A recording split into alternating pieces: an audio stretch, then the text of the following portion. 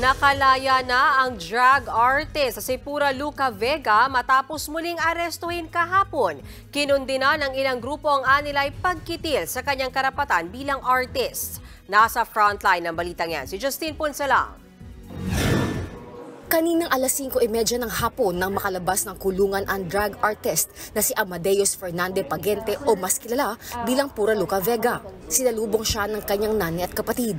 Nakapagpiyansa siya ng 360,000 pesos para sa mga kasong immoral doctrines, obscene publications and exhibitions, and indecent shows na isinampa sa Quezon City Regional Trial Court Branch 306. Muli siyang nakulong kahapon sa Santa Cruz, Maynila dahil sa kanyang kontrobersyal na drag performance, kung saan nagsuot si Pura Luca ng costume na Mala Jesus habang nagli-lip-sync ng kantang Ama Namin. Naunang inaresto si Pura Luca noong October 2023 dahil sa mga kaparehong kaso na nakasampa naman sa Manila RTC.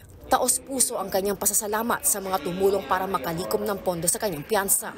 Aminado ang drag artist na nakakadismaya na muli siyang inaresto dahil sa kanyang artistry. At the end of the day, I know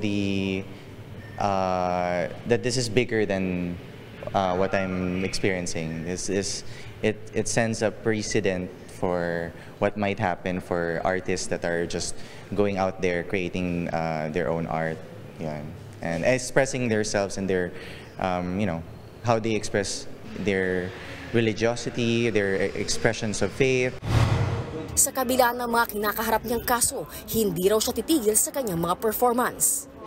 As a drag performer and a drag artist, I will still continue to tell queer stories through my art. There are cases that we're looking into, but then again, I always am facing these charges with as much as courage as I can muster. Ilang mga grupo at individual ang nagpaabot ng kanilang pagkondena sa makailang ulit na pag-aresto kay Pura Luca.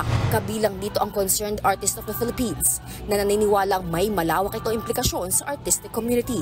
Bukod sa pagkitil sa kanyang karapatan, matuturing din anilang banta sa mga artist ang pagkaka-aresto kay Pura Luca. Nagbabalita mula sa Frontline, Justine Punsalang, News 5. Mga kapatid, may Los Baños po. Huwag magpahuli sa mga balita at impormasyong dapat ninyong malaman. Para sa mas malawak na balitaan at diskusyon, mag-follow at mag-subscribe sa social media pages ng News 5.